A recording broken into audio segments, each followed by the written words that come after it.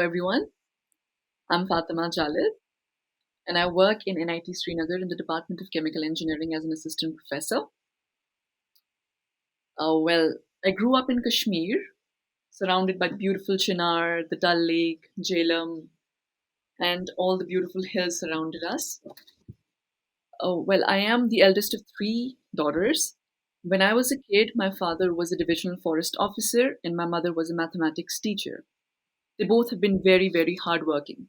My father used to be posted in all the far flung places. I think it was up until class ninth that he started being around us more. But we used to travel with him, and I remember hitting the road with him, and we've seen so many beautiful roads in and around Kashmir, and I still love doing that till date.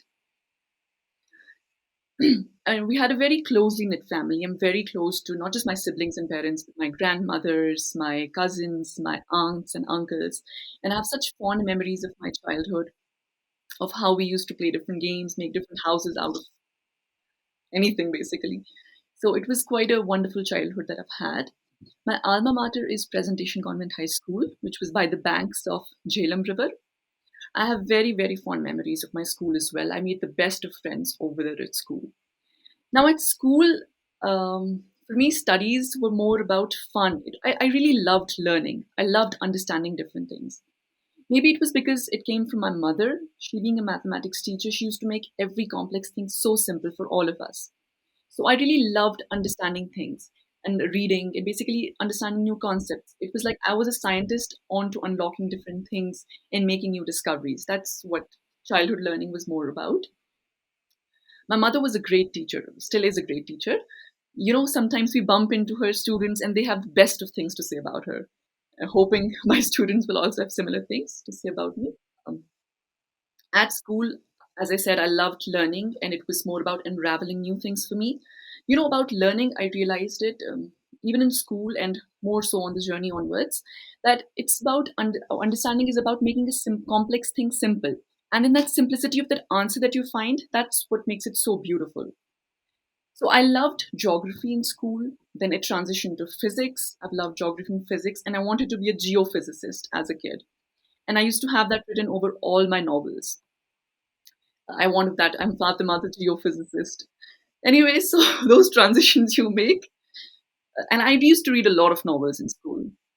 In school, it was more about Agatha Christie, Harry Potter. Then that transitioned to more books about self reflection and growth.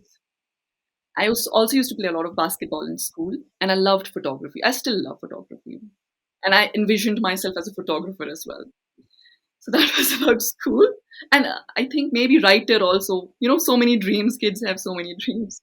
So after school, after doing my class 10th exams, my from Presentation Convent School, our school did not have class 11th and 12th back then.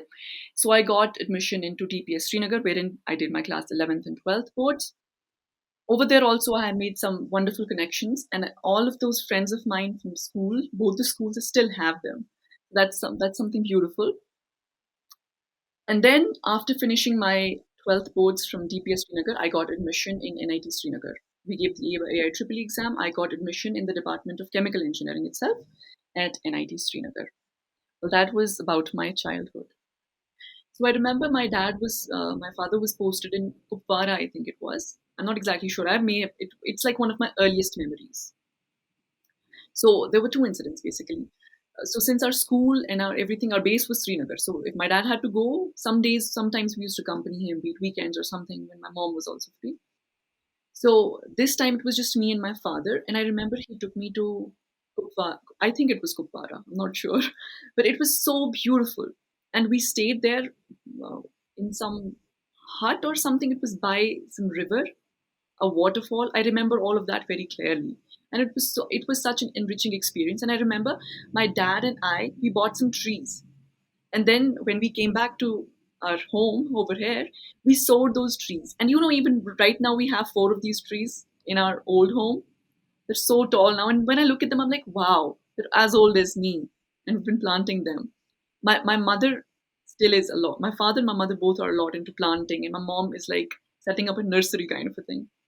Anyways, so that was one incident. One other time I remember, all of us siblings were three sisters. I'm the oldest, as I mentioned. So we all went to the same place, and I have memories of playing in the water with them, the water fights, and sitting in my father's lap, driving the car. I mean, he was driving the car, I was sitting in his lap. Those were beautiful memories. I think it was just the two of us back then. Me and Aisha is the middle one, Khadija is the youngest. I think it was just the two of us.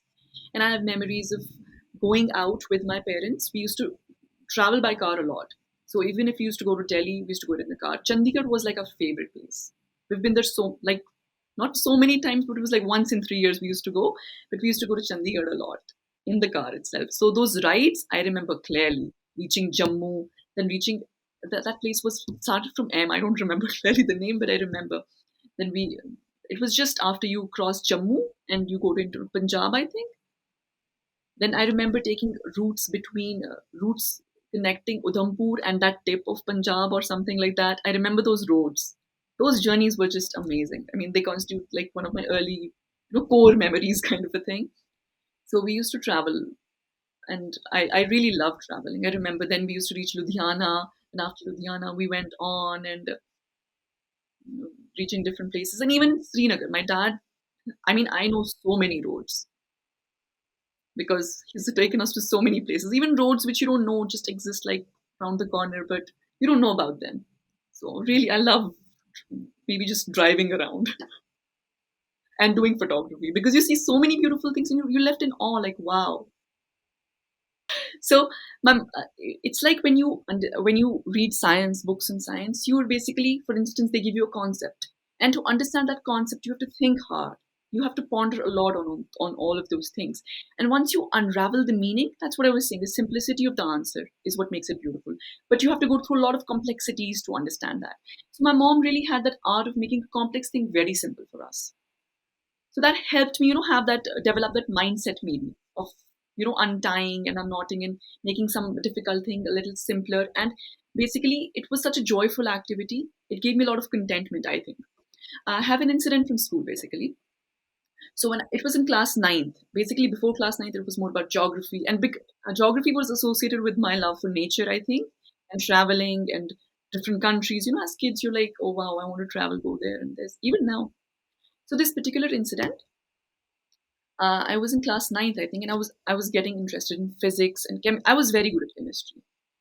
Physics fascinated me a lot, so I was into physics and reading about light and space, and I got across this concept that light has a finite speed, right? So if I'm looking at something, light took some time, some milliseconds, nanoseconds to travel from that object to my eyes. So whatever I am seeing is the past. For instance, if I see a sunset by the Dull Lake, the sun that set took 8 minutes. That light from sun took 8 minutes to reach my eyes. So the sunset that I'm seeing is 8 minutes in history. That kind of baffled me a lot. I mean, I still remember all the conversations. And then I rushed straight to my teacher. And I told him, Sir, this is how it is. And this is so amazing. And, my teachers were so encouraging. They were always like, and we used to have such nice conversations based on these things. This was something amazing. I was like, wow, this is beautiful. I mean, this is baffling. This still is baffling to me. So basically, that I think that love for learning and understanding is what made me end up where I ended up. But I think it's more about destiny. So first of all, the major influencers or influences in my life was my parents. Still is my parents. They've been such hardworking people in every realm of life, basically in every facet of life. They're so hardworking and dedicated, not just at their work or as parents, but towards their parents, towards the household and everything. Always very hardworking, dedicated. Even today, the way my mother prepares her lectures for school is amazing. I mean, I take inspiration from her, really. And they both are so disciplined. They're such early risers, and they want us to inculcate that same thing. My father retired a couple of years ago, but his discipline is unmatched, really. And I really wish to still I take inspiration from them. I'm like, I want to be like them. So my mother, okay, hang on. Okay, that can be cropped, right? Huh? So the way my father takes care of his mother right now, the patience that he embodies with her, it is so inspirational. My parents really, they're a true inspiration. And ever since I transitioned into my role as a parent, I've realized that the sacrifices and the compromises they made for all three of us, so that we are where we are because of obviously their hard work. And definitely I am what I am because of the hard work they put in all through. Apart from my parents, my grandmother, Apaji, she has been a great influence on me. She was a professor of history. So she used to tell us so many stories, all the kids in the house. She used to tell us a lot of stories, and we loved it, absolutely. And she instilled in us, in me, I can't say for everyone, she instilled in me a love for service of other people, Like you should be good to others and you should try to serve people and be the best for others. And that stayed through. She also told us, like, she told us stories and everything which made me feel like, oh no, I should stand up for the right always. That thing, that moral compass always was within me, that I have to stand up for the right thing. In school, as a kid, I had a lot of that. So I'll tell you a story. Basically, in school, I was in class 6 and the teacher was not in the class at that point of time. So we were just having some fun. I threw water on my friend, and I was a kid, so I just threw some water on her, and she threw the water back. I saved myself, and there was water on all the charts in school, in our class. And the teacher comes in, and she's angry. Obviously, she would be. What happened to these charts and everything? And my friend has that bottle in her hand, but I'm like, she did not start the thing. I started it. She cannot be held responsible for it. I was in class 6, so I was like, no, I did it. So I went up and I told the teacher, no, ma'am, I did it, and I'm the one at fault. I got the scolding and everything.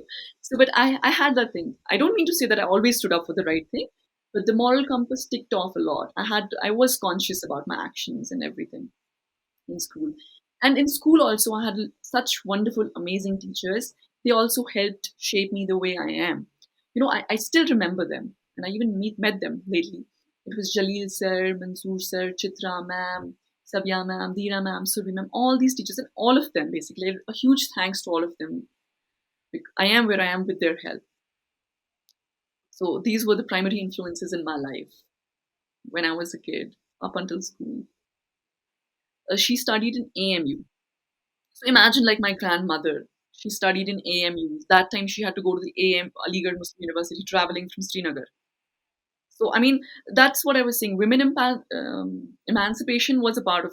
So I did not have to struggle at that front at all. Yeah, she tells me. I'll tell you a story. Yeah. My grandmother, Apaji, she's my maternal grandmother, Apaji. So she lost her mother when she was in school, maybe the last classes of her school, maybe 10th grade or something. I'm not sure. So she tells us quite often that when her mother was on her deathbed, kind of, so she bought their father, and she told him that uh, they were the three sisters and a brother.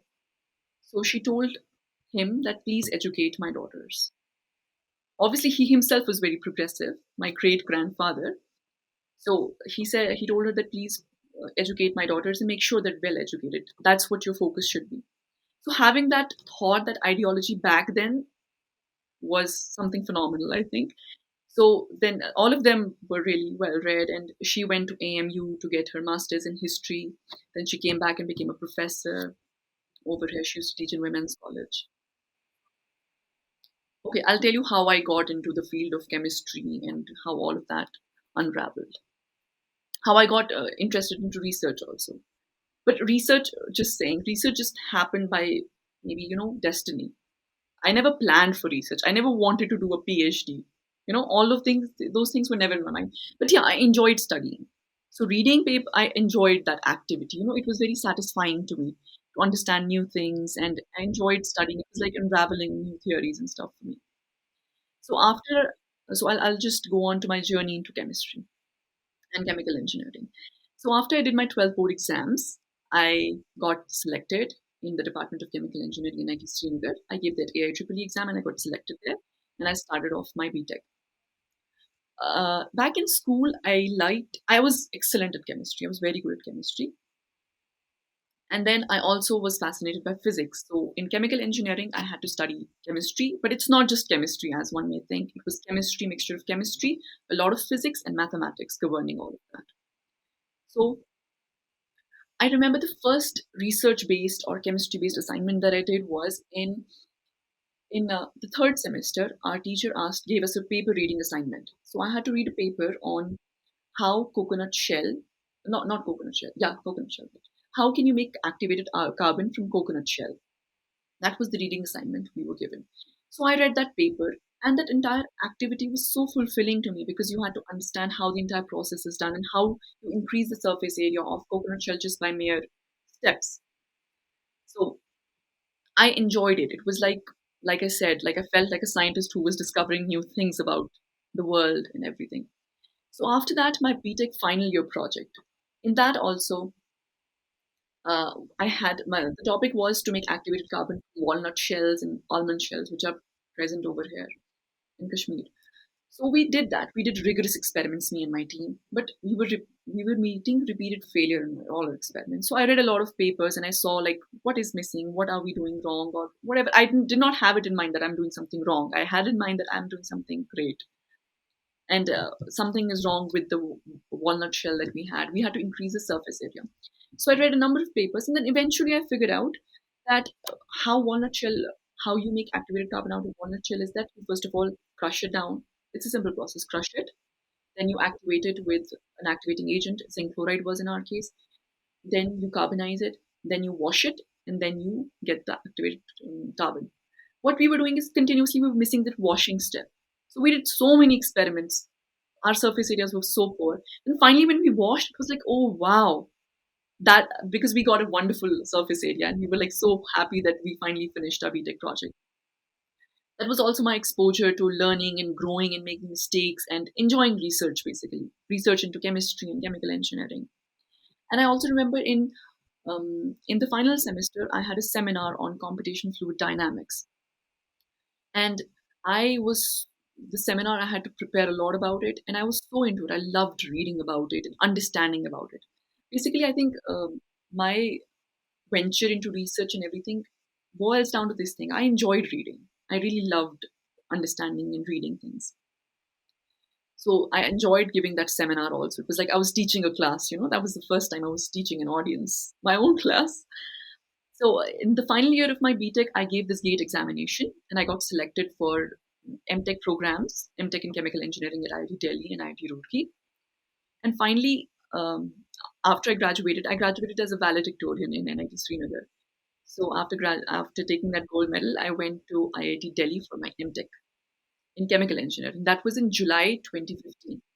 And well, that was my plan that I'm going to do MTech in chemical engineering from IIT Delhi, but God had a different plan set for me. Okay. So basically, I discovered the spiritual dimension in my life once I joined BTech in NIT Srinagar. I did not have many friends, so all the time I was just, I think, with myself. I made some very new friends, some very nice friends in NIT Srinagar also, which I still have. I have a lot of friends basically. So, so I was all by myself, and I was doing a lot of self-reflection back then, thinking about who I am and how to be a better person. And I was getting into ideas of gratitude. Professionally, I was doing well. I think not professionally, but like in terms of my classes, I was doing fine in my classes. But I was reflecting a lot about who I am and how I am and how to be better. I was a very conscious person back then, I think. I used to think a lot about doing things. I was not impulsive, I think. I used to give things thought, and I don't clearly remember many hardships from that time. I have from my MTech first year, I think. So MTech first semester, I was at IIT Delhi. Again, I did not have any. I had to meet new people, made new friends, but I did not have anyone with me over there. So that time, someone close in my family passed away, and it was a very huge shock. Someone very close and very young, and I was all by myself over there, and to battle that alone, it was quite difficult. And in that time period, I had dengue. I got infected, which was again a very hard because I was all by myself, struggling to do the basic things over there all by myself, which was very. I had a friend who did as much as she could do, but obviously we have restraints. So back then we had some exams. I have missed those exams. I came back to Srinagar until I got well again, and then we went. Then I went back to IIT Delhi. That was one of the hardship. Yeah, in class 12th, my exams did not go that well as I was doing academically. Usse pehle. That was the hard part. Maybe that helped me, go into self reflection and, open up the spiritual dimension of my life. I always was spiritual, but that just opened it up a lot. So first of all, about the experiments, that like, I highlighted my joy of learning, but obviously when your experiments fail, you're in trouble. It's not like a joyride. I don't want to project it as that. It gets hard when your experiments fail and you're continuously doing something. But what I mean is that when the thing ends, when the puzzle is solved, that joy is amazing. That is well worth the hard work and the dedication you put into it. So, about my journey, as a female, I had never really faced any discrimination as such.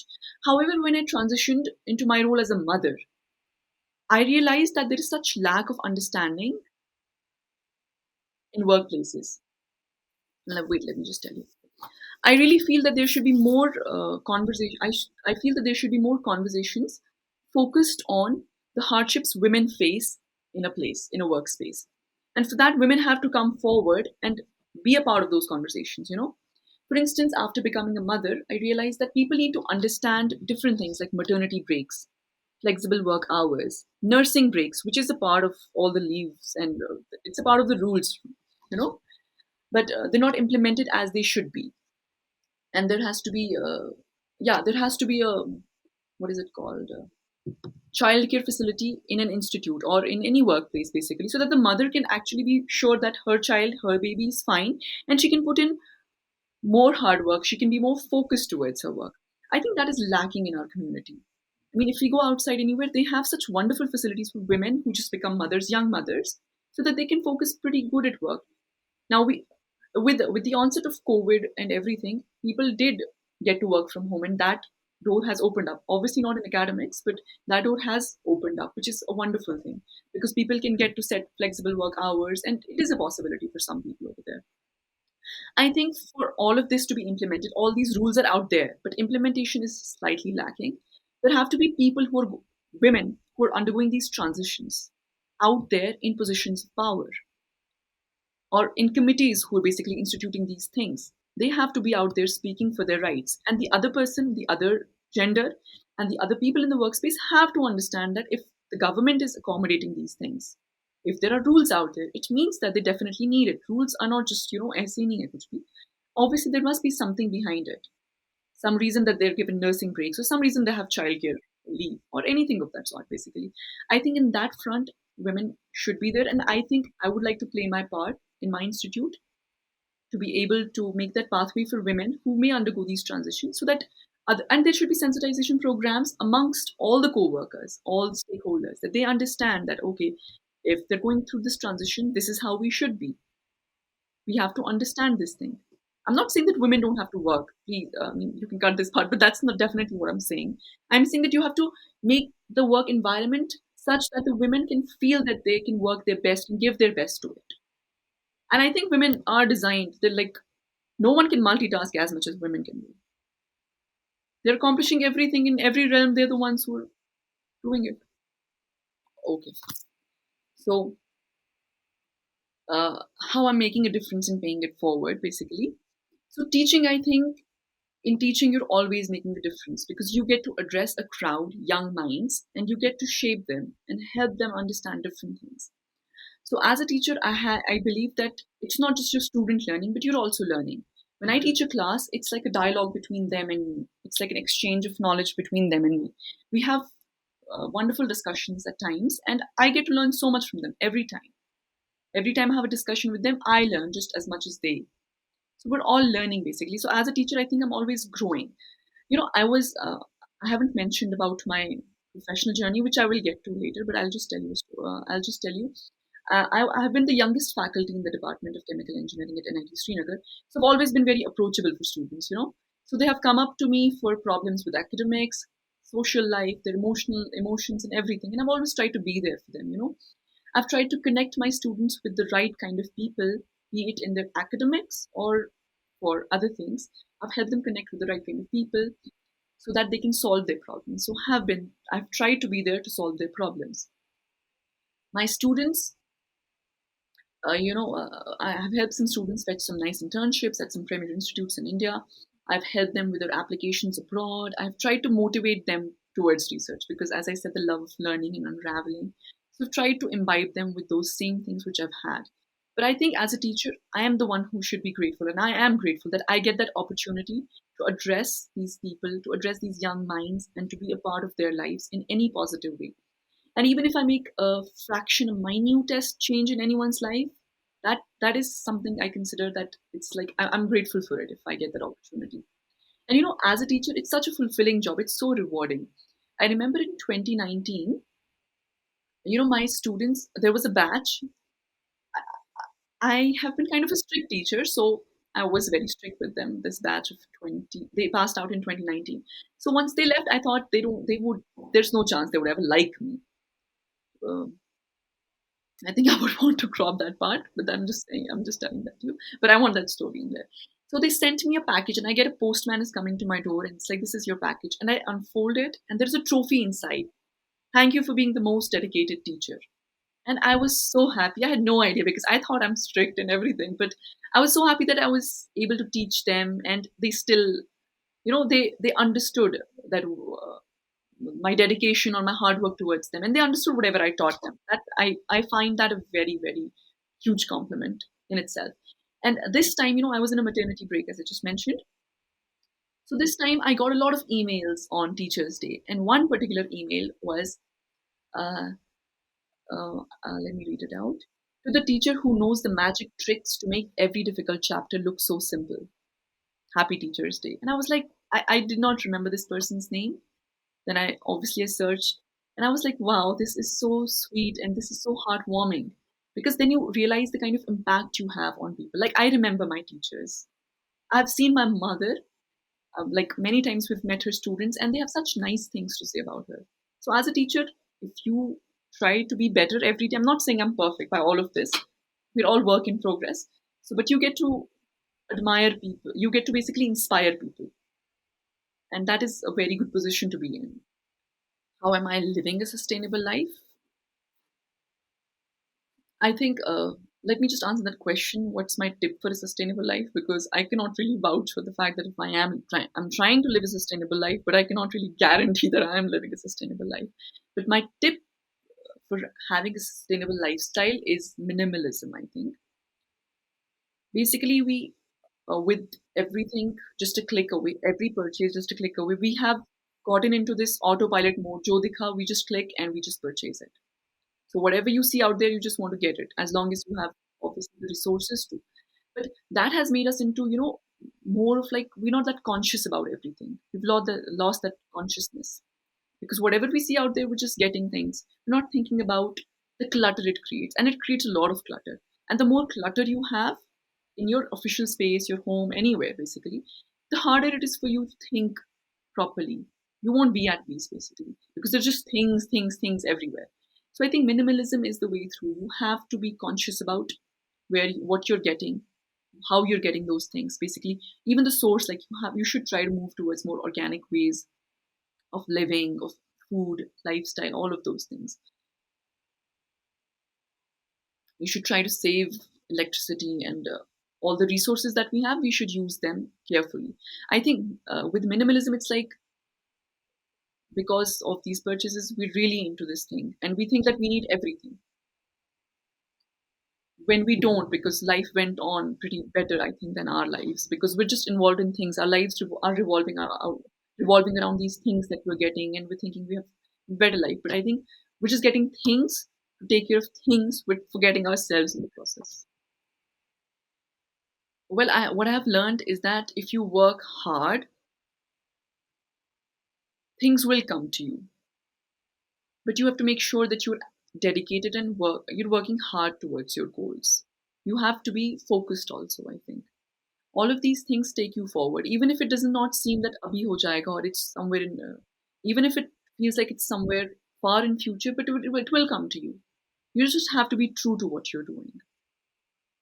So, and as females, I think, if, I mean, as females, I don't, I, you know, it's like, as females, whatever obstacles you may face, we as females should be vocal about those things, I think. We should stand up for our right. And we should also have a web of females at different, whether you're in school, you're in college, or you are at your workplace, a well knit web of females, so that if you feel like you're standing up all by yourself, you have someone at your back. I'll tell you that, yeah, lessons learned.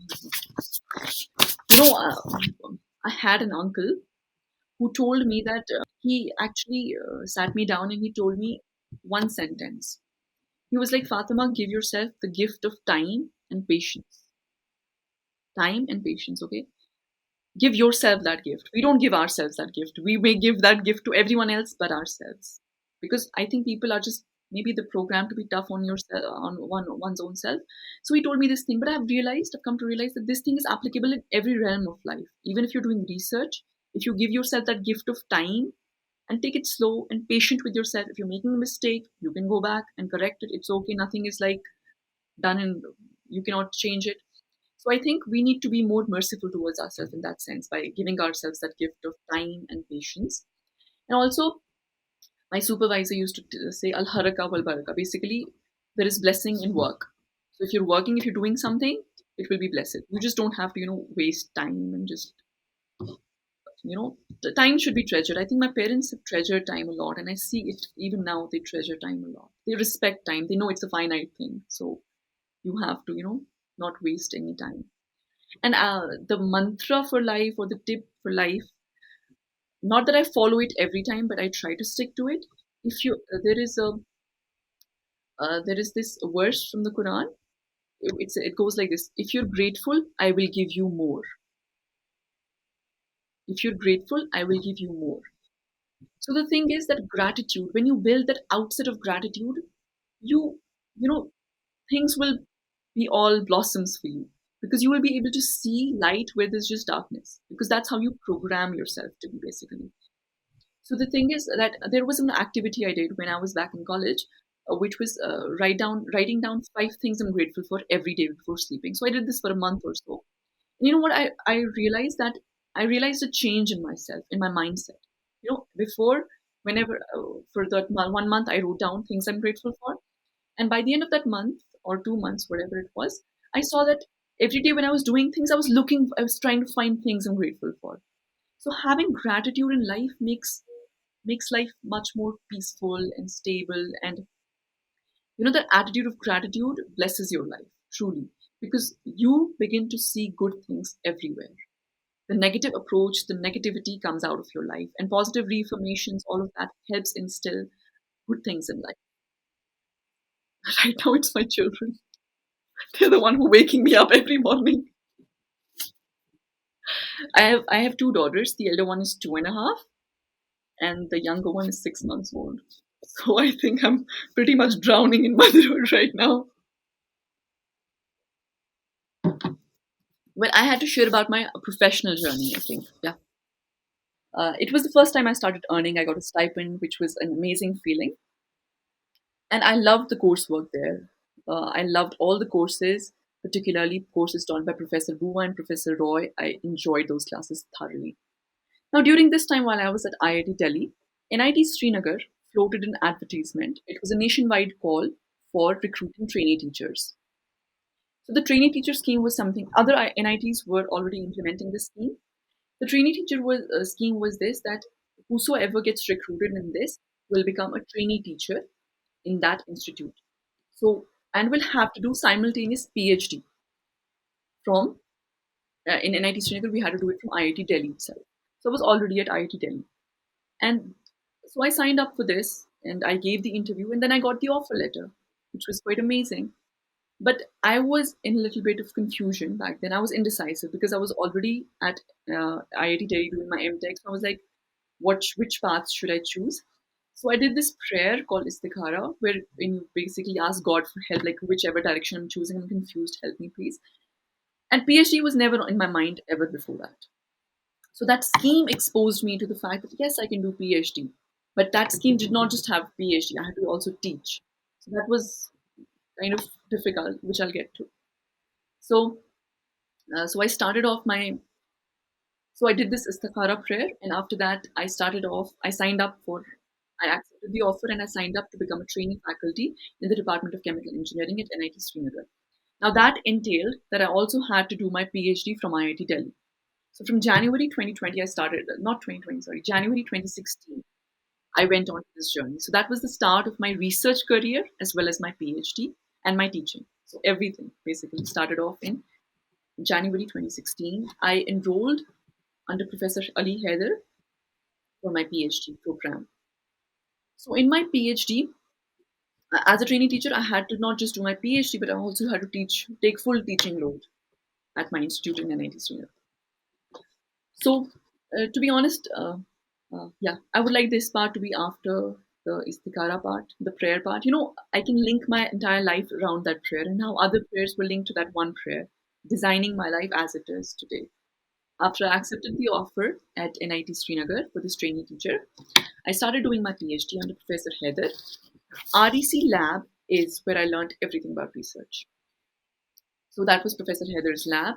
I started working in the area of computational catalysis, which was microkinetic modeling, and I also started running experiments on electrodialytic purification of biomass. Now, biomass has been an alternative source of energy in today's world, wherein we're facing problems of fossil fuel depletion, and we're facing other problems related to climate change. We have to look for alternative energy sources. And my work was centered around biomass. Now, biomass, when subjected to hydrolysis and fermentation, after that, what we get from biomass is something called platform molecules. And those platform molecules can be converted to utility chemicals and fuels by undergoing certain catalytic steps. Now, in my research throughout, I had to design catalysts for those processes of conversion of platform molecules to fuels and chemicals. And for that, I implemented ab initio microkinetic modeling, which was chemistry. So I started with chemical engineering, but I it boiled down to chemistry itself. So then I started that work, and I had to find those catalysts. Now my work was computational design, which means I had to do it on a computer.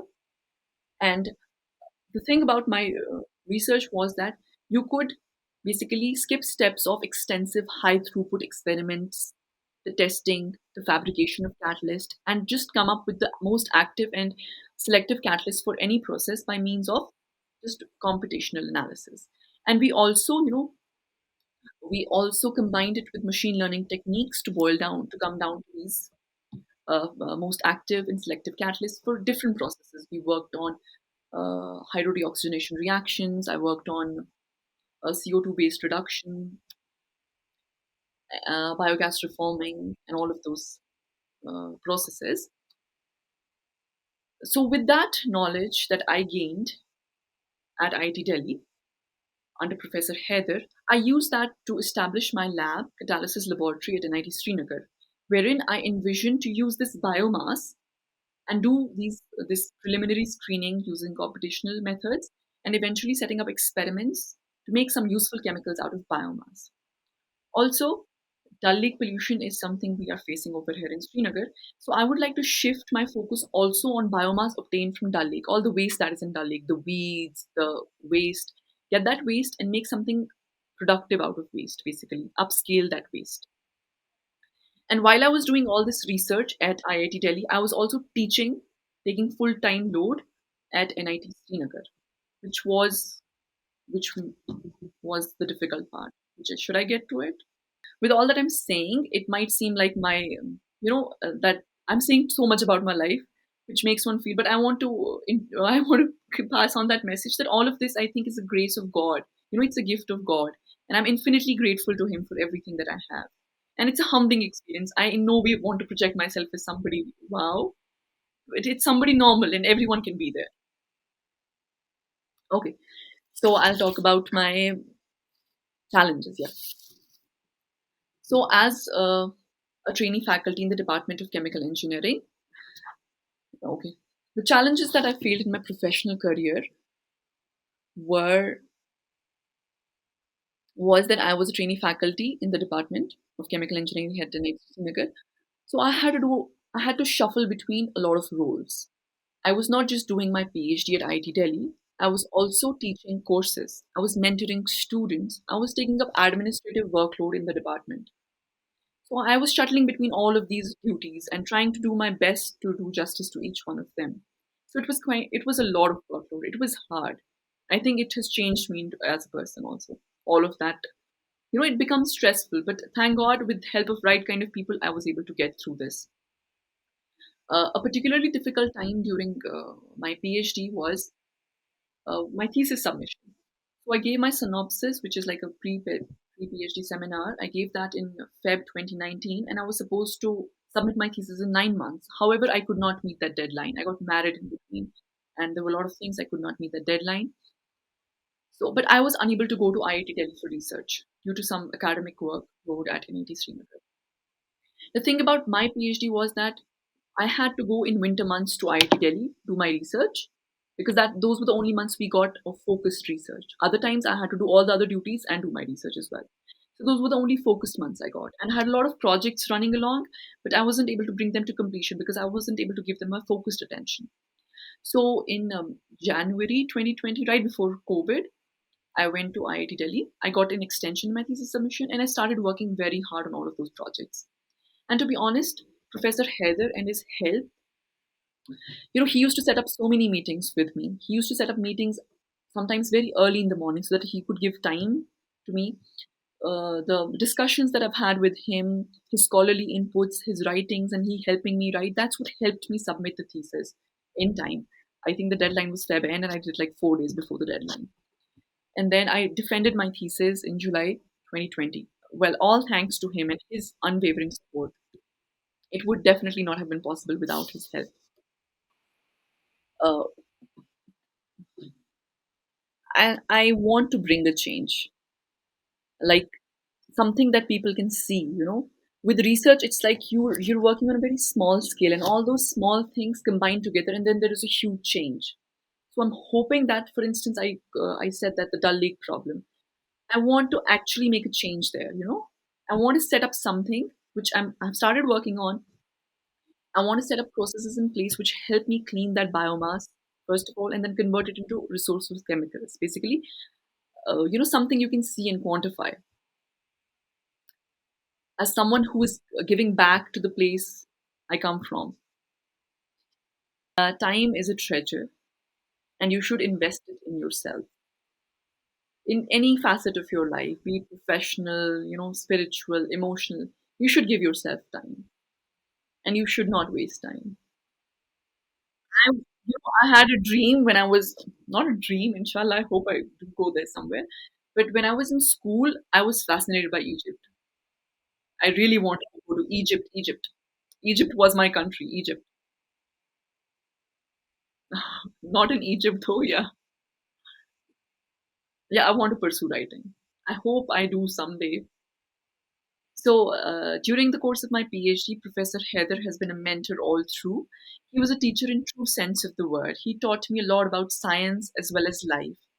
His mentorship, his love for science, and his dedication helped me achieve what I did through the course of my PhD. He was always there to push me. Whenever I would falter and I would get stuck in a way, he used to tell me that okay, no, and he used to redirect me, which helped me achieve what I did through the course of my PhD.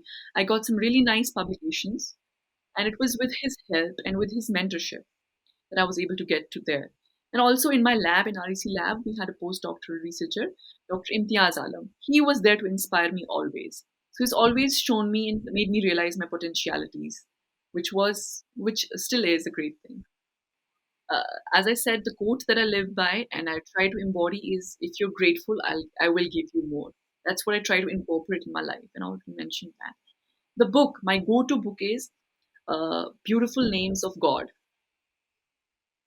Beautiful Names of God, and I have it on my bedside and everywhere in my phone, wherever. It's I'll tell you one thing. When back I that was basically a collection of articles which came out every Thursday or something on some website, and I used to read them every time when I was doing my BTech.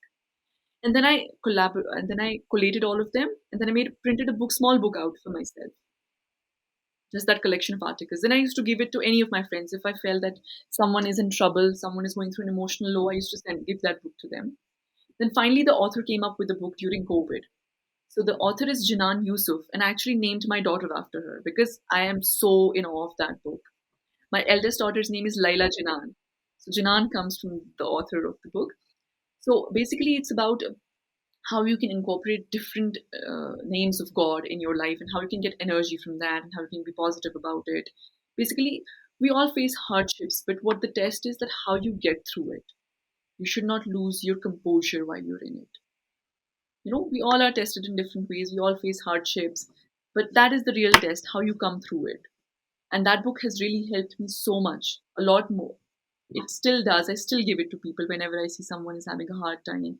I give them that book because that shows you that you are above. I mean, there is a power above all of you. God will take care of everything. You just have to make sure that what you're doing is right. That book.